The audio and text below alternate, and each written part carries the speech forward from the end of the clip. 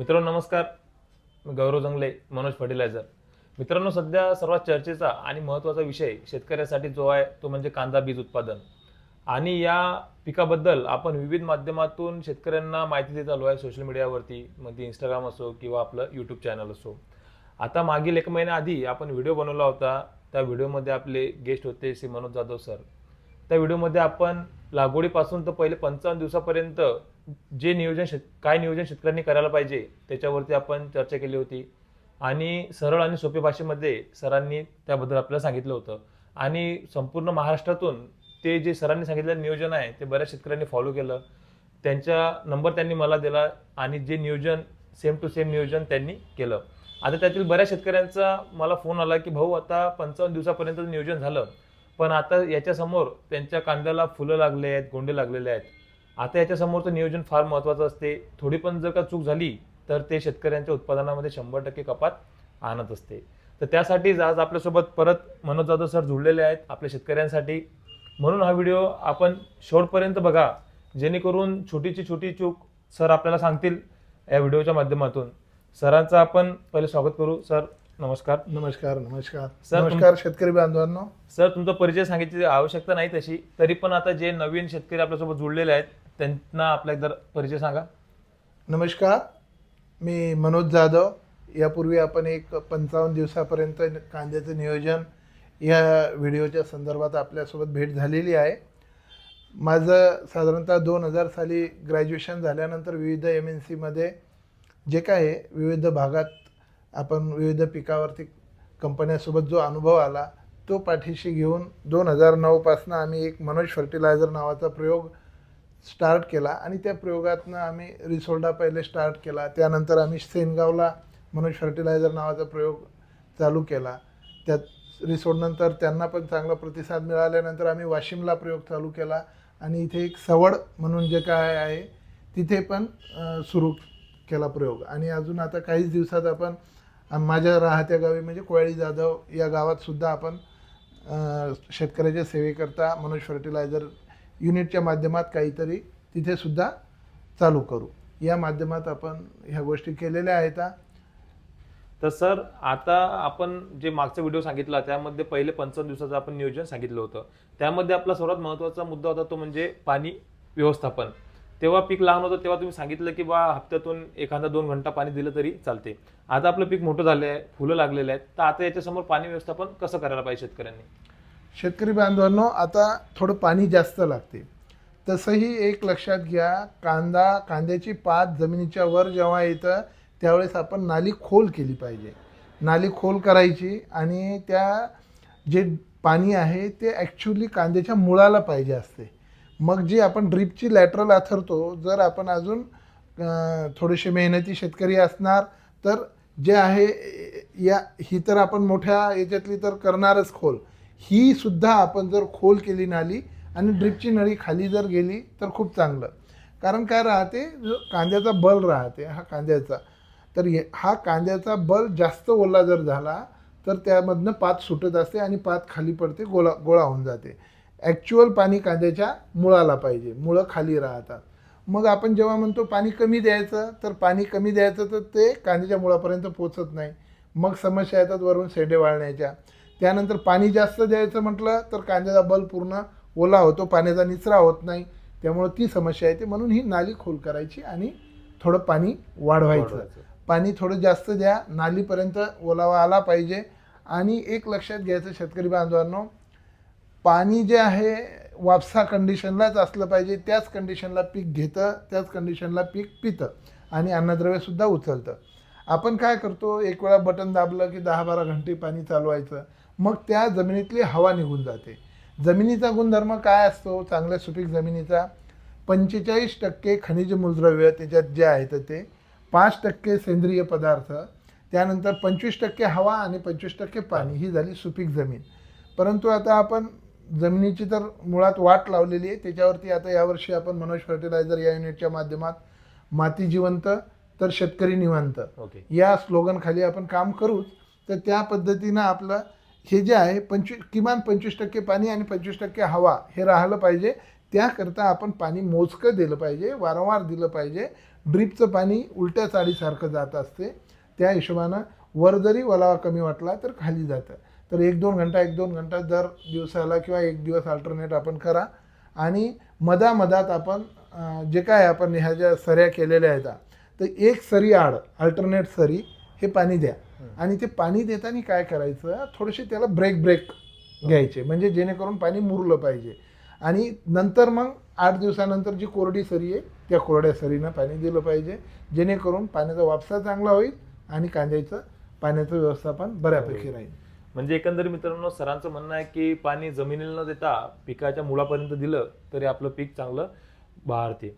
आता सर, दुसरा महत्त्वाचा मुद्दा, जेव्हा पीक लहान होतं तेव्हा थ्रिप्स माइटचा अटॅक कांदा पिकावरती जास्त होतात.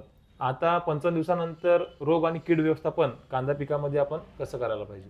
एक शेतकरी बांधवांनो लक्षात घ्या, थ्रिप्स तर कांदा पिकावरती शेवटपर्यंत थ्रिप्सचा अटॅक राहतच असतो. त्यामुळं कांद्याला जस्ट गोंडी जे त्याच्यावरती जो कपडा राहते तोपर्यंत तुम्ही फवारा घेण्यास काही अडचण नाही, केमिकल जे कीटकनाशक आहेत ते वापरण्यास. मग त्या टायमाला तुम्ही अजूनही एखादा थ्रिप्स आणि व्हाईट फ्लाय याचा एखादा फवारा घेतला पाहिजे. व्हाईट फ्लायसाठी जे काय थायमेथॉक्झॉन कंटेन बऱ्यापैकी काम करेल. किंवा मग आपलं जे जास्त असेल व्हाईट फ्लाय वाटत असेल आपल्याला तर उलाला सारखा प्रकार किंवा अपाचेसारखं UPLचं जे आहे ते चांगलं राहील. त्यानंतर जर थ्रिप्सचा अटॅक जास्त असेल तर मग लॅम्बडा आणि थायमेथॉक्झॉन या लॅम्बडा आणि इमिडा यांचं फिप्रोनिल आणि इमिडा या दोघांचं जे कॉम्बिनेशन आहे ते चांगलं आहे. कमी असेल तर लॅम्बडा आणि थायमेथॉक्झॉन हे कॉम्बिनेशन आपण घेतलं पाहिजे. त्यासोबत स्टिकर अवश्य वापरलं पाहिजे. दुसरी एक महत्त्वाची गोष्ट राहते मित्रांनो, रोग येत असतो त्याच्यावरती, ज्याला आपण म्हणू पाथचा करपा, ज्याला पर्पल ब्लाईट म्हणलं जातं. तर हे जे आहे यानं कुटारासारखी पाथ होत असते, म्हणजे जी काय पाथ आहे ही अशी येलोइश होत असते. तर त्याकरता आपण चांगलं बुरशीनाशक आपण बाजारातलं घेतलं पाहिजे, ज्यामध्ये साधारणतः नटिओसारखं घ्या तुम्ही किंवा ॲमिस्टार टॉपसारखं घ्या किंवा FMCचं जर आपण तेच ब्रँड घेतलं तर FMCचं सुद्धा एक येतं. त्यानंतर भारत सर्टिसचं सुद्धा मार्केटमध्ये आहे. आता ते कुठलंही आपल्या बजेटनुसार एक फंगीसाईड घ्या, स्टिकर अवश्य घ्या. आणि कॅल्शियम आणि बोरॉन हे फवारणीत सुद्धा घ्या. मग कॅल्शियम बोरॉन कॉम्बिनेशन IGLचं कॅल्बिएफ येईल किंवा मग कॅल्बेट-सी बोरो प्लस हे फवारणीत सुद्धा घेऊ शकतो आपण, किंवा मग FMCचं कॅल्सबो आहे. याचं कारण काय आहे, ज्या टायमाला फुलं लागणं चालू होत असतात तेव्हा कॅल्शियम आणि बोरॉनची रिक्वायरमेंट जास्त राहते. ते आपण खत व्यवस्थापनामध्ये ते तर मुद्दा क्लिअर करू. दुसरी एक महत्त्वाची गोष्ट राहते मित्रांनो, फुलावर आळी येण्याचा जो प्रकार आहे, तर फुलामध्ये आळी येत असते, गुलाबी कलरची बारीक आळी राहते, खाकसाच्या दाण्यासारखी ती फुलामध्ये येत असते. जर तुमच्या फुलाचा समजा असंच कुठेतरी तुम्हाला दिसत असेल एखाद्या 2-4 फुलावरती थोड्याफार प्रमाणात असेल तर ते निग्लेक्ट करा, त्याच्यावर फवारा घेतला नाही पाहिजे. परंतु भरपूर प्रमाणात जर आपल्या याच्यावरती आळी असेल तर कुठलंही एखादं बायोलॉजिकल कीटकनाशक आपण बाजारातलं घेतलं पाहिजे. मग याच्यामध्ये आपण एक इंडोफिल कंपनीचं अलॅक्टो म्हणून आहे, बऱ्यापैकी त्याचे रिझल्ट चांगले आहेत, तर ते घ्या. परंतु मधमाशी असताना मुळीच घेऊ नका, मधमाशीला त्याचा इफेक्ट होतो. आणि मधमाशी असताना आपण पाणी जरी फवारलं तरी मधमाशी घाबरून जात असते. त्यामुळे या कार्यासाठी आपल्याला परागीकरण सर्वात महत्त्वाचं आहे. दुसरं एक फुलावरची एक समस्या, मेजर समस्या राहते चिकटा. चिकटा का येत असतो? चिकटा येत असतो जेव्हा तुमच्या पिकावर रस शोषण किडीचा प्रादुर्भाव जास्त होतो. मग रस शोषण किडीचा प्रादुर्भाव जास्त झाला की ती काय करत असते, जे काय रस शोषण करते आणि तिच्या विष्ठेच्या रूपात एक चिकट स्त्राव पानावरती किंवा फुलावरती सोडत असते. आणि त्या चिकट स्त्रावाचं काय होत असते, एक कोटिंग तयार होत असते. आणि ते कोटिंग म्हणजे एक असा वर एक अशी लेअर, जशी आपण कातणीची जाळी वगैरे म्हणू त्या टाईपची एक लेअर, जे नजरेनं आपल्याला दिसत नाही परंतु हाताला बोटाला चिकटपणा लागतो. ते जे आहे ते येण्याचं कारण आहे पांढऱ्या माशीचा प्रादुर्भाव, पांढऱ्या असू द्या किंवा काळी माशी असू द्या. मग हे जे आहे याचा जर आपल्याला अटकाव करायचा असला तर जे पापुद्रा लागते, जेव्हा फुल उमलायचं राहते त्यावेळेस पांढऱ्या माशीचा आपण एक फवारा घेतला पाहिजे आणि शेतामध्ये चिकट सापळे लावले पाहिजे, जेणेकरून त्या चिकट सापळ्याला आपल्या पांढरी माशी वगैरे पिवळ्या कलरचे जे काही सापळे येतात ते लावा. निळ्या कलरच्याला थ्रिप्ससुद्धा आपले राहतील. मग जर आपल्या याच्यात रस शोषक किडी जर नसेल तर मग चिकटपणा येत नाही.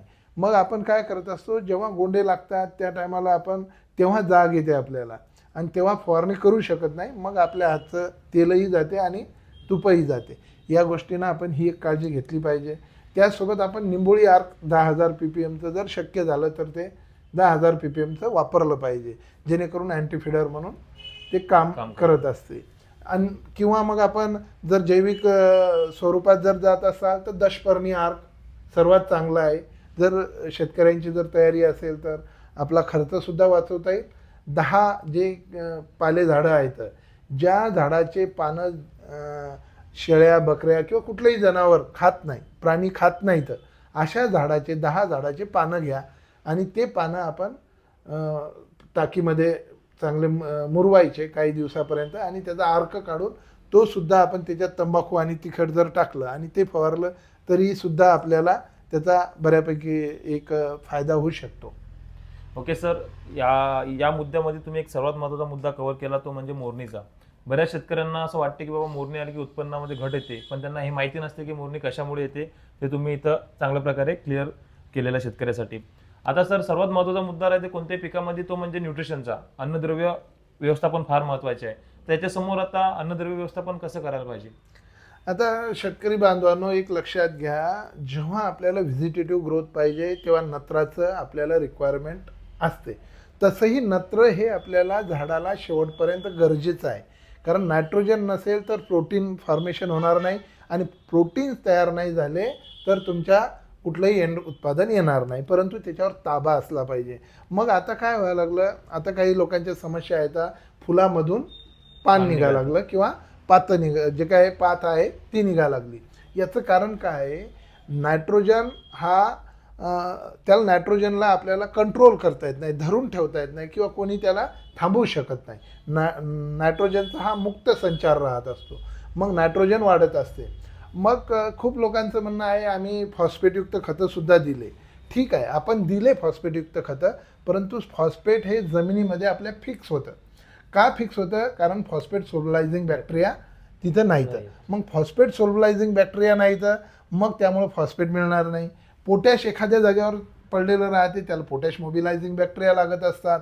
तसंच समजा आपलं नत्र जे आहे, नत्र आपण अमाइड फॉर्ममध्ये युरियामधनं देतो तर अमाइड फॉर्ममध्ये, आणि अमोनियम म्हणजे DAP असू द्या किंवा 10-26 हे अमोनिकल राहते, तर ते अमोनिकल फॉर्ममधलं. परंतु झाड खाते नायट्रेटमधलं. ठीक आहे. मग हे जे आहे याला नायट्रेटमधल्या झाडानं खाल्ल्यानंतर युरिया हा डायरेक्ट खाद्य नाही, त्या नायट्रेटचं मग झाडामध्ये सायकल होतं. सायकलमध्ये काय होत असतं, त्याचा ॲमिनो ॲसिड तयार होत असतात. ॲमिनो ॲसिडचे ॲमिनोज जे काय तयार होतात, रेडी फूड ज्याला म्हणू आपण. मग त्यानंतर त्याचं प्रोटीन्स तयार होतात आणि म्हणजे जसं ग्लुकोज आणि सुक्रोज तयार होते एनर्जीसाठी. आणि जर ती डायजेस्ट नाही झाली तर ती साखर जी आहे त्यामुळे झाडाला लवचिकपणा येतं आणि त्यामुळे त्याच्यावरती किडीचा अटॅक येतो. मग हे डायजेस्ट होण्यासाठी काय लागत असते, नायट्रोजन. मॉलिब्डेनम सर्वात महत्त्वाचं. मॉलिब्डेनमचा रोल नत्र डायजेशन झाडामध्ये करण्यासाठी सर्वात महत्त्वाचा आहे. सोबतच झिंकचा सुद्धा रोल आहे. झिंक आणि मॉलिब्डेनम याचा मोठ्या प्रमाणात रोल आहे नायट्रोजनला डायजेस्ट करण्याकरता. मग हे सुद्धा आपल्याला मायक्रोन्यूट्रिएंट गरजेचे आहेत. त्यानंतर महत्त्वाचं राहते, नायट्रोजनवर ताबा ठेवण्यासाठी फॉस्फेट मुबलक प्रमाणात आपल्याजवळ पाहिजे. मग फॉस्फेट आपण देऊनसुद्धा मिळत नाही. मग अशा वेळेस लोक म्हणतात की याचं कारण काय, तर मग आपण फॉस्फेट त्यातली जी बॅक्टेरिया आहेत ते त्यात नसल्यामुळं आपण फॉस्फेट सोल्युलायझिंग बॅक्टेरिया शेतामध्ये टाकले पाहिजे. मग याच्याकरता फॉस्फेट सोल्युलायझिंग बॅक्टेरिया करता चांगलं उत्तम जर म्हणलं आपण तर IPLचं HD फॉर्ममध्ये आहे, फॉस्फोसिया HD म्हणून येतं, किंवा वेलॅग्रोचं PSB आहे. हे चांगल्या पद्धतीचे चांगले रेप्युटेड कंपन्यांचे आहेत.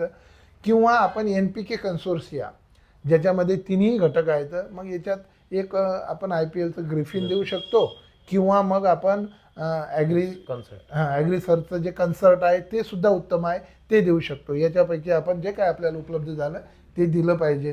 कन्सोर्शिया देण्यामागचं कारण काय राहतं, आता खताचा विषय आहे तर एकासोबत जास्त बॅक्टेरिया जर असले तर त्यांचं एकमेकासोबत सायकल चालून काम जास्त होतं, म्हणजे टीमवर्क करतात. एकटं केल्यापेक्षा म्हणून कन्सोर्शिया आपण दिले पाहिजे, ज्याच्यामध्ये मिक्स बॅक्टेरिया आहेत ते वापर केला पाहिजे. सोबतच आपण मित्रांनो आता अवेअर होण्याची गरज आहे. सूक्ष्म अन्नद्रव्यावरती आपला फोकस जाणं गरजेचं आहे. कारण काय व्हायला लागलं, आपण वारंवार खत म्हटलं, आपण खत हा शब्द न वापरता झाडाला अन्नद्रव्य द्यायचं हे डोक्याला सांगत जा. खत म्हणजे आपण काय करतो, सुपरफॉस्फेटच्या बॅगा टाका, खत पुरवणीसाठी DAP टाका, 20-20-13 टाका आणि मोकळं करा. मग यामध्ये मायक्रोन्यूट्रिएंट काय व्हायला लागले, आपण वारंवार हे खतं टाकत चाललो आणि सोबत सेंद्रिय कर्ब टाकत नाही आपण, म्हणजे सेंद्रिय पदार्थ टाकत नाही आपण, ते टाकत नाही. त्यामुळं न्यूट्रिशनचे जे काय आहे तर बाकी मायक्रोन्यूट्रिएंट, मायक्रो ऑर्गॅनिझम हे डायजेस्ट करण्याकरता त्याची जास्त सर्कस होत आहे. म्हणून आपण मायक्रोन्यूट्रिएंट टाकलं पाहिजे. आपलं बजेट कमी असेल तर 10 किलोची मिक्स मायक्रोन्यूट्रिएंटची बॅग घ्या, निंबोळी खतात मिक्स करून ती द्या, किंवा मग एखादी कुठल्या तरी प्रकारची किट द्या. आणि नसेल ते तर ड्रीपमधून आपण मायक्रोन्यूट्रिएंट दिलं पाहिजे. मग आपण मिंगलसारखं ॲग्रिसर्चचं आहे किंवा ॲग्रिकॉनचं एक एनर्जी DF म्हणून येतं, हे मायक्रोन्यूट्रिएंट द्या. सोबत त्याच्यासोबत गंधक वगैरे द्या, जेणेकरून pH आपला कंट्रोल होईल. मग हे झालं मायक्रोन्यूट्रिएंटचं. दुसरी महत्त्वाची गोष्ट काय आहे, आता काही लोकांचं म्हणणं आहे आम्ही PHB टाकतो, कन्सोर्शिया टाकतो, तरीसुद्धा आम्हाला पाहिजे ते मिळत नाही. याचं कारण काय आहे, आपण जमिनीची वाट लावलेली आहे. आपल्या जमिनीमध्ये जे काय आहे सेंद्रिय पदार्थ नाहीत, आणि सेंद्रिय पदार्थ नसतील तर बॅक्टेरियाला खाद्य नाही. मग जमीन जिवंत हे डोक्याला तुम्ही सांगा. हे जे मी मगाच मुद्दा जो सांगितला तुम्हाला, की मग आता यावर्षी मनोज फर्टिलायझर मातीवरती काम करणारे, वर्षभर आम्ही माती जिवंत तर शेतकरी निवांत हा स्लोगन घेऊन यावर्षी आपण मातीकरता थोडं बहुत काम करणारच आहे. त्यामध्ये आपण सविस्तर बोलू ह्या गोष्टी, पण सेंद्रिय पदार्थ गरजेचे राहतात. मग शेतकऱ्यानं एक लक्षात घ्या, निसर्ग काय मागतो, 1/3 मला द्या, बाकी तुम्ही घ्या. मग 1/3 म्हणजे काय, समजा उदाहरण घ्या, आपण गहू घेऊ, गव्हाची ओंबी तुम्ही खा, त्याच्यानंतर खालच्या काडीचं जे कुटार झालं ते जनावराला टाका, आणि खालचं जे मूळ आहे किमान ते तरी जमिनीला द्या. आपण ते जमा करून काडी कचरा निर्मूलन करून त्याला आग लावून देतो. माचीची काडी जर नाही लावली तरीही आपलं चांगलं सेंद्रिय पदार्थ आपल्या शेतात मिळू शकतात. ह्या गोष्टी आपण लक्षात घ्यायचं. दुसरी एक समस्या, जर आपण खोलात गेलो, आता खताचं अन्नद्रव्याच्या व्यवस्थापना संदर्भात बोलायला लागलो, तर पूर्वी 1 किलो रासायनिक खत जर दिलं आपण तर त्याच्या बदल्यात 13 किलो आपल्याला रिटर्न मिळायचं. 1 किलोच्या बदल्यात 13 किलो. आज आपण 1 किलो दिल्यानंतर 3 किलो रिटर्न मिळते. याच्या मागचं कारण काय आहे, जमिनीचा आपला जो काय आहे ऑर्गॅनिक कार्बन जो आहे याचं प्रमाण 0.3च्या सुद्धा खाली आलेलं आहे. काही ठिकाणी 0.4 असेल, परंतु ॲक्च्युली ते 1 पर्यंत असायला पाहिजे जर तुम्हाला सुपीक जमीन पाहिजे. आणि 5% सेंद्रिय पदार्थ पाहिजे. सेंद्रिय कर्ब आणि सेंद्रिय पदार्थात फरक आहे. सेंद्रिय पदार्थ म्हणजे पूर्ण जे सेंद्रिय, आपण काडी कचरा कुजलेला असू दे, शेणखत असू दे, गांडूळ खत असू दे, ह्या जरी नसतील गोष्टी तर आपण स्लरी केली पाहिजे, जीवामृत दिलं पाहिजे. जीवामृत जरी दिलं शेतकरी बांधवांनो तरीसुद्धा आपली जमीन जिवंत राहील. आणि ह्या जर गोष्टी दिल्या आणि अन्नद्रव्याचं संतुलित शब्द अंडरलाईन करा, संतुलित अन्नद्रव्याचा वापर जर केला तर निश्चित आपल्या झाडाचा पुरवठा चांगला होईल. झाडावरती कीड आणि रोग काय येत असतं, जर तुमच्या शरीरामध्ये कुठली तरी डिफिशियन्सी झाली तरच येते, अननेसेसरी येत नाही. मग ह्या गोष्टी लक्षात घेतल्या पाहिजे. जर झाड हेल्दी असेल तर आपला कीटकनाशकाचा आणि बुरशीनाशकाचा खर्च वाचणार आणि आपल्याला बाकी समस्या येणार नाहीत. त्यामुळे हे डोक्यात घ्या. दुसरी आता समस्या जी आहे, जे फुलातनं आपल्या पान निघतं. मग हे का निघायला लागलं, कारण नत्राचा मी सांगितल्याप्रमाणे मुक्त संचार, नत्रावर कोणाचा ताबा नसतं. नत्राचा मुक्त संचार असल्यामुळं नत्र एकदम फास्ट झाडाला मिळून जाते. मग अशा टायमाला आपण काय करायचं, नायट्रोजन नसणारे खतं ड्रीपमधून द्यायचे. मग त्यामध्ये आपण वेलॅग्रोचं घेतलं तर मास्टर 03737 मास्टर नावानं घ्यायचं, जेणेकरून ते सोडियम क्लोराईड फ्री राहतं.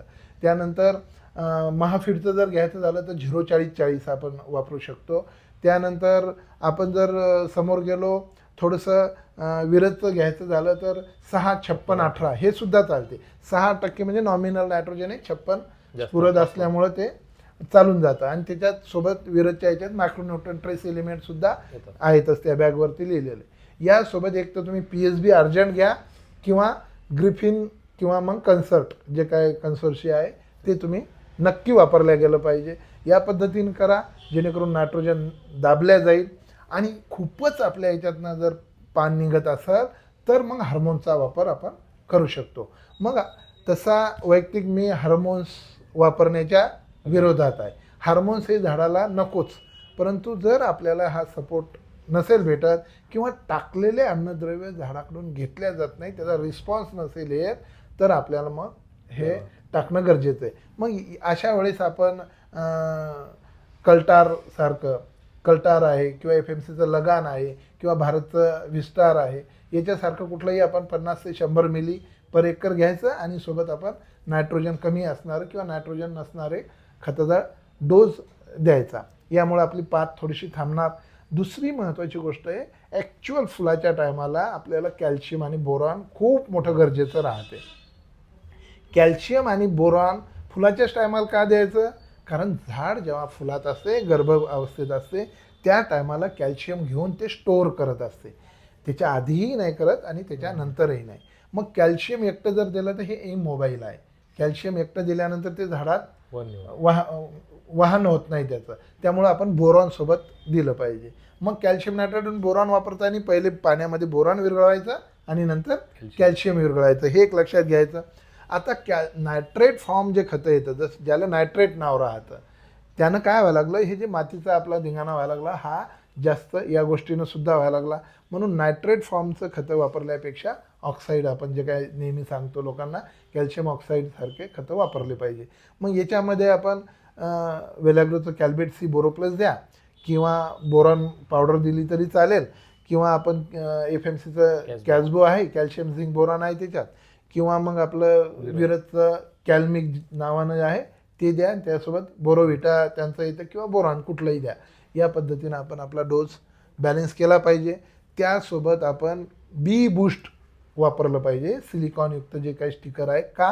कारण सिलिकॉन जर तिथे असेल तर तुमचा कॅल्शियम आणि पोटॅश झाडाला उपलब्ध होण्यासाठी बऱ्यापैकी मदत होईल. सिलिकॉन आणि झिंक हे दोन अन्नद्रव्य कॅल्शियम आणि पोटॅश यांना रिलीज करण्यासाठी बऱ्यापैकी काम करत असतात. ह्या गोष्टी आपण लक्षात घ्यायच्या. आणि यानंतर जेव्हा आपला काळा दाणा, आणि दुसरं एक कॅल्शियम आणि बोरॉनचा रोल आहे तुमच्या जर्मिनेशन करता.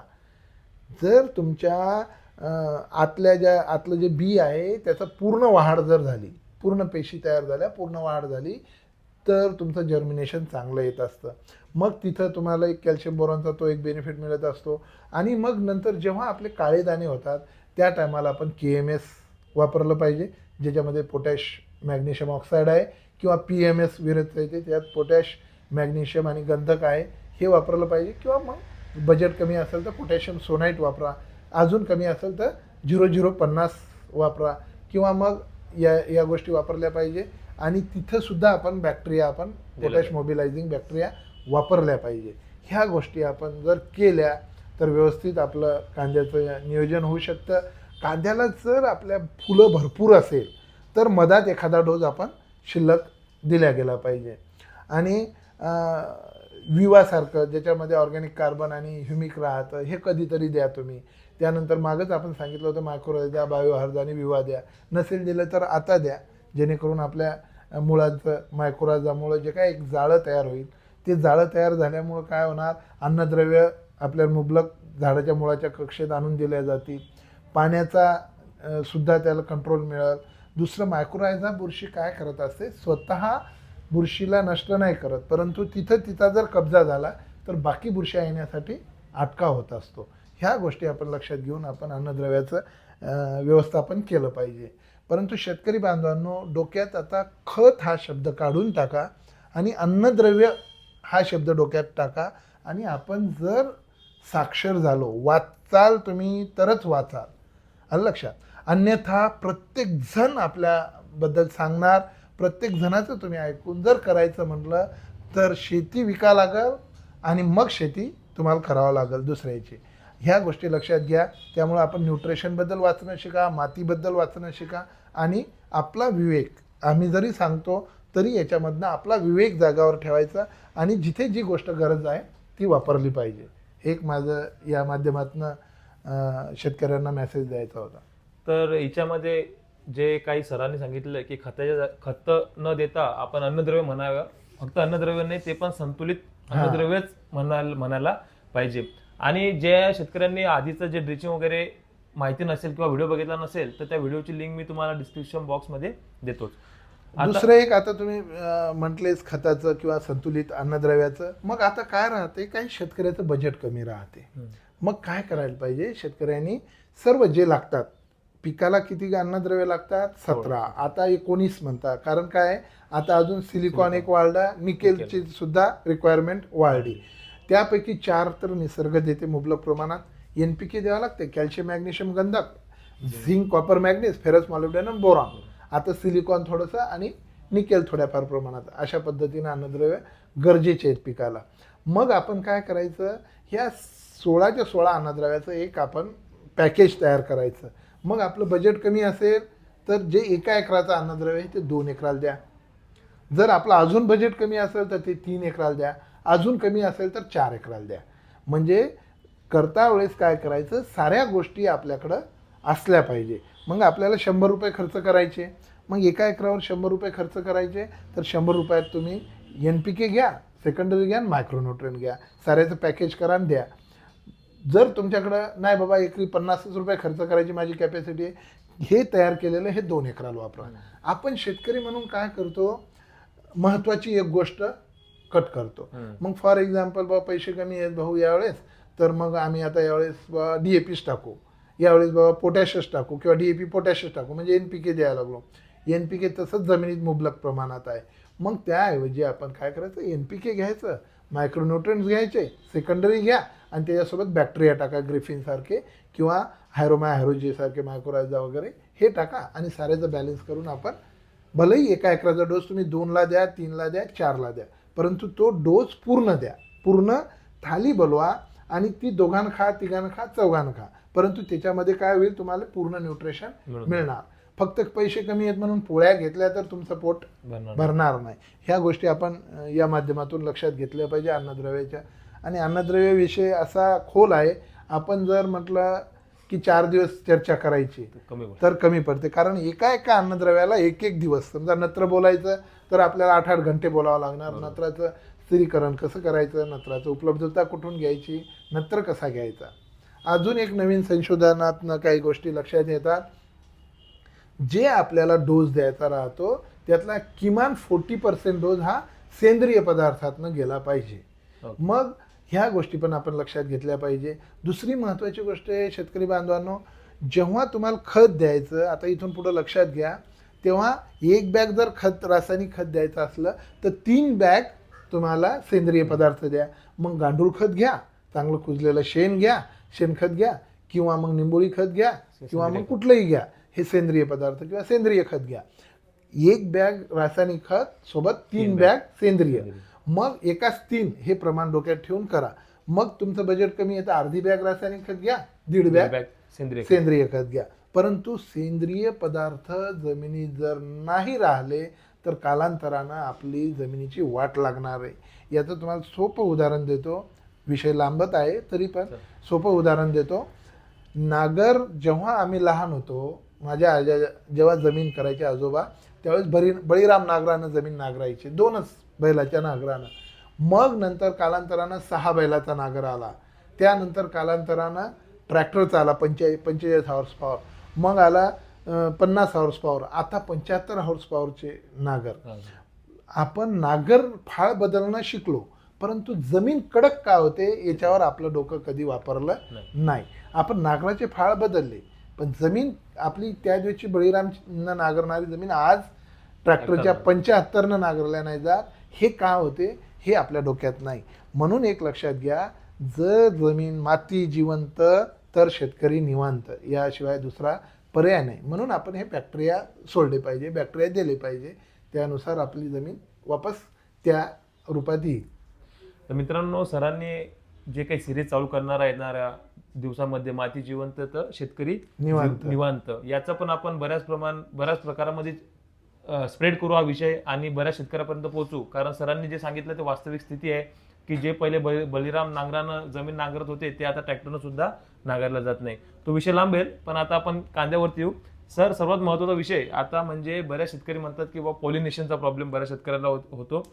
तर आता मधमाशी येत नाही, तर त्याच्या मागे म्हणजे कारण काय असू शकते किंवा त्याच्यावरती आपण उपाय काय, आपण थोडं सांगा त्याबद्दल. मधमाशीचं कसं आहे, मधमाशी आपल्या मधामध्ये भेसळ करत नाही.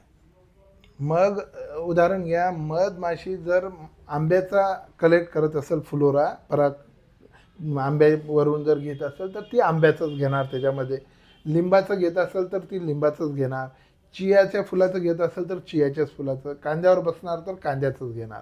मग ह्या गोष्टी एक राहतात. त्यामुळं मधमाशी ही कुठेही हे होणार नाही. परंतु आपल्याला मधमाशीची रिक्वायरमेंट कशाला आहे, ती फिरून जरी गेली तरी चालतं. मग अशा वेळेस आपण बी मॅक्स म्हणून येत असतं, जे कोरोमंडलचं आहे, ते त्याचं खाद्य आहे, मधमाशीचं खाद्य आहे. मग हे खाद्य आपण जर फुलावर स्प्रेड केलं, फवारलं, मग हे फवारायचं कधी, संध्याकाळच्या टायमाला फवारायचं, जमिनीत ओलावा असताना फवारायचं. ज्या पंपानं फवारणार त्या पंपाला स्वच्छ धुतलेलं असलं पाहिजे. त्या पंपात केमिकल फवारा मारलेला नसला पाहिजे 4 दिवस आधी, 4 दिवस नंतर. ह्या गोष्टीची काळजी घेऊन आपण बी मॅक्स जर फवारलं तर ते खाद्य धुंडाईसाठी ती माशी फिरल आपल्या ह्याच्यात आणि आपलं परागीकरण होईल. एक मग माशा कमी जरी असल्या तर त्या मॅक्झिमम खाद्य धुंडण्यासाठी फिरणार, हे एक लक्षात घ्यायचं. दुसरं आपण काय करायचं, साधं कमी खर्चाचे टरबूज विकत घ्यायचे बाजारातले, आपल्या शेतकऱ्याचं उत्पादन त्यानं वाढेल, उत्पन्न वाढेल. तर टरबूज खरेदी करा, छोट्या छोट्या फोडी करायच्या आणि कांद्याच्या वर थोड्याशा अशा काड्या काढून त्याच्यावरती त्या ठेवल्या पाहिजे, म्हणजे जेणेकरून त्या टरबुजाकडं त्या माशा अट्रॅक्ट झाल्या तर त्या आपल्या परागीकरणाला फायदा होईल. तिसरं जर आपण करायचं झालं तर आंबट, जसं ताक आहे, गूळ आहे, हे एखाद्या बोंद्र्यावर हे करा, त्याला थोडंसं पेटवल्यासारखं करा, तो स्मेल स्प्रेड झाला पाहिजे, त्यानं सुद्धा आपल्या शेतात येऊ शकणार. आणि जमिनीत वेगवेगळ्या ठिकाणी पिवळ्या रंगाच्या फुलाचे झाडं लावले पाहिजे, पिवळ्या कलरकडं मधमाशी जास्त आकर्षित होत असते. ह्या गोष्टी आपण लक्षात घ्यायच्या आणि त्यानुसार आपण याचं नियोजन केलं पाहिजे मधमाशीचं. आणि दुसरी राहिली गोष्ट, मधमाशीचे आपण काही मोहळं आणतो, पेट्या आणून ठेवतो, तर हे तर ठीक झालं आणलं, परंतु त्या आणल्यानंतर जर आपण केमिकल गोष्टी जर फवारत गेलो तर केमिकल गोष्टी जर फवारल्या आपण तर त्या मधमाशा थोड्या नष्ट होण्यासाठी एक नुकसान होऊ शकते. तर ते थोडंसं फ्लावरिंग स्टेजमध्ये ह्या केमिकलच्या फवारण्या थोड्याशा आपण टाळल्या पाहिजे. आणि जर नसलीच मधमाशी तर काय करायचं, नरम हात, जसं आपण बाळाला पावडर लावतो अशा यानं किंवा स्पंज टाईप, त्यानं फुलाला, आपल्या प्रत्येक फुलाला जरी हात लावत गेलो आपण तरीसुद्धा परागीकरण होतं. किंवा सुती कपडा, धोतर वगैरे आपण दोघा लोकांनी पकडायचं आणि जायचं यायचं, हे असं जर तुम्ही 2-3-4 वेळा जर केलं तरी तुमचं परागीकरण बऱ्यापैकी होऊ शकते. ह्या गोष्टी आपण लक्षात घेतल्या पाहिजे. तर मित्रांनो, आपण पहिला जो व्हिडिओ काढला त्याच्यामध्ये पहिले 55 दिवसाचं नियोजन बघितलं आणि आता सरांनी आपल्याला पूर्ण डिटेल नियोजन सांगण्याचा चांगला प्रयत्न केला आहे आणि सांगितलं पण.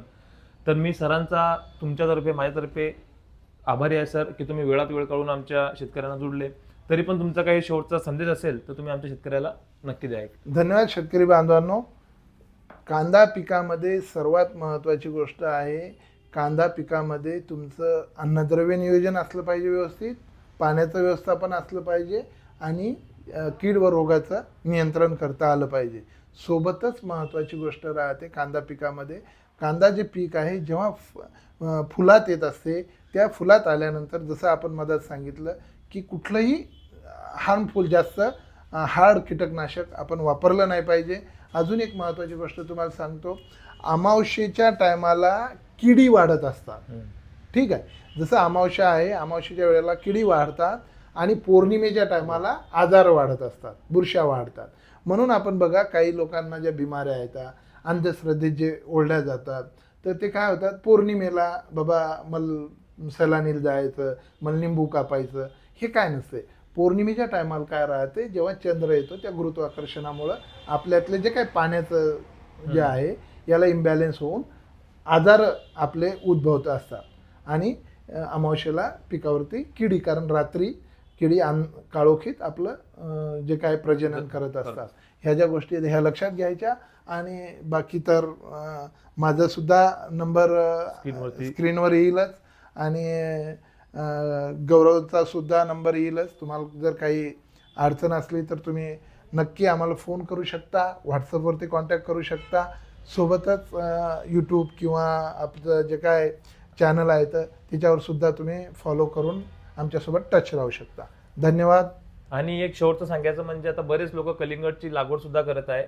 हा व्हिडिओ जर का तुम्हाला आवडला तर शेतकऱ्यांना शेअर करा. तुमच्या कमेंटने आम्हाला कळेल की तुम्ही आमच्यामध्ये इंटरेस्टेड आहे. म्हणून सर आपण ते पण चर्चासत्र करू कलिंगडाबद्दल यांच्या रिस्पॉन्सवरती.